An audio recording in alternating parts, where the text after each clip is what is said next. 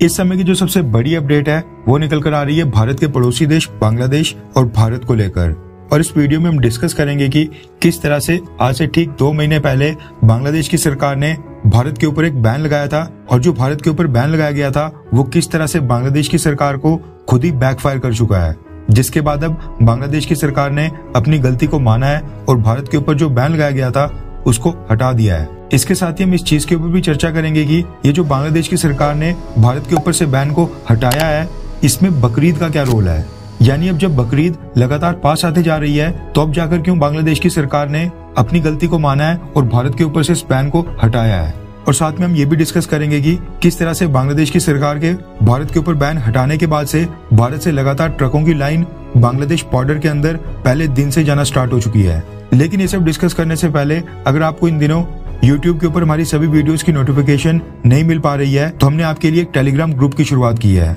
हम जब भी YouTube के ऊपर कोई वीडियो पोस्ट करते हैं उससे पहले उस टेलीग्राम ग्रुप में डाल देते हैं, और जो टेलीग्राम ग्रुप हमने इंडियन अफेयर्स के नाम से स्टार्ट किया है उसका लिंक इस वीडियो के डिस्क्रिप्शन में है। आप तुरंत इस वीडियो के डिस्क्रिप्शन में जाकर उस टेलीग्राम ग्रुप को ज्वाइन कर लें। अब हुआ क्या कि भारत और बांग्लादेश के बीच सब कुछ ठीक चल रहा था, यानी दोनों देशों के बीच सब कुछ नॉर्मल था और ट्रेड हमेशा की तरह नॉर्मल चल रहा था। अब आपको पता है कि भारत और बांग्लादेश के बीच काफी अच्छे रिलेशंस हैं, और जो वहाँ पर शेख हसीना की सरकार है उनके और प्रधानमंत्री मोदी के बीच काफी अच्छी बॉन्डिंग है, काफी अच्छी अंडरस्टैंडिंग है। आपने देखा होगा कि भारत से लगातार डिफेंस मिनिस्टर्स, कोई ना कोई मिनिस्टर, कैबिनेट लेवल के जितने भी मिनिस्टर्स हैं ये लगातार बांग्लादेश जाते रहते हैं, और बांग्लादेश से भी कोई ना कोई मिनिस्टर लगातार भारत आता रहता है। इसके साथ ही बांग्लादेश की सरकार की तरफ से भारत के लिए काफी पॉजिटिव स्टेटमेंट्स आती हैं, और वो हमेशा याद करते हैं कि किस तरह से भारत ने 1971 में बांग्लादेश को पाकिस्तान से आजाद करवाने में कितनी अहम भूमिका निभाई है। इसी बीच हुआ क्या कि आज से तकरीबन 2 महीने पहले मार्च में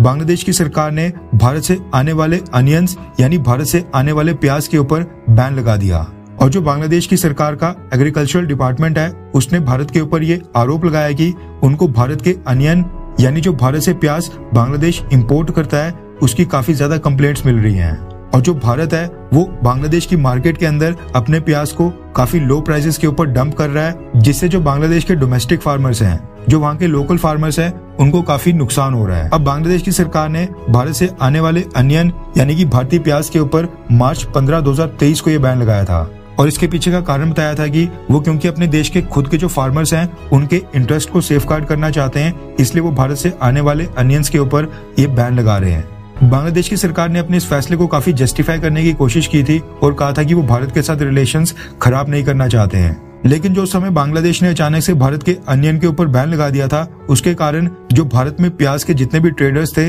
उनको जो भी ऑर्डर्स मिले थे वो अचानक से कैंसिल हो गए थे, और जितने भी बांग्लादेश बाउंड शिपमेंट्स थी यानी जो शिपमेंट्स बांग्लादेश की तरफ जा रही थी वो भी अचानक से कैंसिल होने के कारण उनको दूसरी तरफ डाइवर्ट करना पड़ा, और जो भारत के ट्रेडर्स थे उनको काफी नुकसान का भी सामना करना पड़ा। अब हुआ क्या कि भारत के प्याज को बैन करने के बाद बांग्लादेश की मार्केट के अंदर जो अनियन के ट्रेडर्स थे यानी कि जो वहाँ के डोमेस्टिक ट्रेडर्स थे, जो वहाँ पर डोमेस्टिक प्याज के ट्रेडर्स थे, उन्होंने बांग्लादेश की लोकल मार्केट के अंदर अनियंस की सप्लाई को बिल्कुल रोक दिया, यानी काफी कम कर दिया। अब एक तरफ बांग्लादेश की डोमेस्टिक मार्केट के अंदर न भारत से अनियन आ रहा था, न भारत से प्याज आ रहा था, न ही जो वहाँ के लोकल डोमेस्टिक ट्रेडर्स थे वो अनियन की सप्लाई को खुला छोड़ रहे थे। अब क्योंकि वहाँ पर जो डोमेस्टिक अनियन था, जो वहाँ का डोमेस्टिक प्याज था, उसकी सप्लाई थोड़ी थोड़ी आ रही थी, इस वजह से मार्केट के अंदर क्या हुआ कि डिमांड काफी ज्यादा हो गई और सप्लाई काफी कम। इस वजह से बांग्लादेश की डोमेस्टिक मार्केट में प्याज के दाम अचानक से काफी हाई हो गए, और ये सब हुआ भारत को बैन करने के बाद। और जो बांग्लादेश के अंदर जो उनका लो क्वालिटी का अनियन था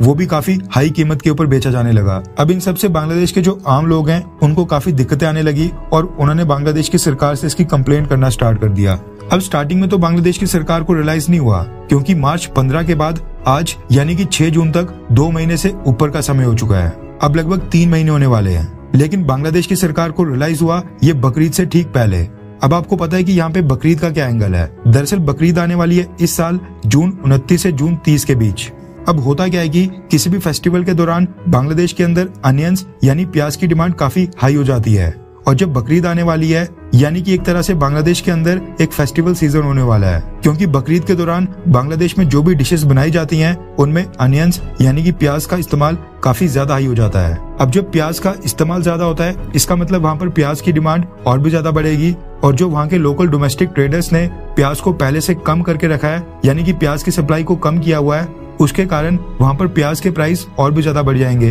अब जब प्याज इतना ज्यादा महंगा होगा तो वहाँ पर आम लोगों को सफर करना पड़ेगा। इसलिए बांग्लादेश की सरकार ने क्या किया कि अपने देश के अंदर प्याज के प्राइसेस को कम करने के लिए अब बांग्लादेश की सरकार ने अपनी गलती को माना और जो भारत से वो पहले प्याज इंपोर्ट करते थे, जो उसके ऊपर बैन लगा लिया गया था, आज से ठीक 2-3 महीने पहले उस बैन को पूरी तरह से बांग्लादेश की सरकार ने आज के दिन हटा दिया है। और पिछले कल यानी मंडे से बांग्लादेश सरकार की मिनिस्ट्री ऑफ एग्रीकल्चर ने एक नोटिफिकेशन जारी करके कहा है कि अब जो बांग्लादेश के ट्रेडर्स भारत से प्याज को इंपोर्ट भी कर सकते हैं, यानी वापस से पहले की तरह भारत से प्याज खरीद सकते हैं और उसको बांग्लादेश की डोमेस्टिक मार्केट में वहां पर बेच सकते हैं। और गौर करने वाली ये बात है कि जो बांग्लादेश की सरकार ने भारत के अनियन यानी कि भारत के प्याज के ऊपर से जो बैन हटाया है, ये बकरीद से ठीक 3 हफ्ते पहले है। यानी आने वाले 1-2 हफ्ते में जो भारत का प्याज है वो धीरे धीरे जो बांग्लादेश की आम यानी कि वहाँ की जो लोकल और डोमेस्टिक मार्केट है उसके अंदर एंटर होगा और आम लोगों तक पहुंचेगा। और वहाँ का जो लोकल प्याज है जिसकी सप्लाई वहाँ के लोकल ट्रेडर्स ने पूरी तरह से कम कर दी थी, उसके साथ कम्पीट करेगा। और आने वाले समय में हम देखेंगे कि जो बांग्लादेश के अंदर प्याज की कीमतें हैं वो लगातार नीचे आएंगी। अब रिपोर्ट्स ये भी निकल कर आ रही हैं कि जो बांग्लादेश की सरकार ने पिछले कल भारत के प्याज के ऊपर से बैन हटा दिया था, उसके बाद से तकरीबन भारत से 71 ट्रक्स अचानक से बांग्लादेश के बॉर्डर तक पहुंचे हैं। जो बांग्लादेश के साथ हमारी लैंड पोस्ट लगती है या फिर पोर्ट्स लगते हैं, उनके थ्रू भारत की सरकार बांग्लादेश को वापस से अनियंस की सप्लाई दोबारा शुरू कर रही है।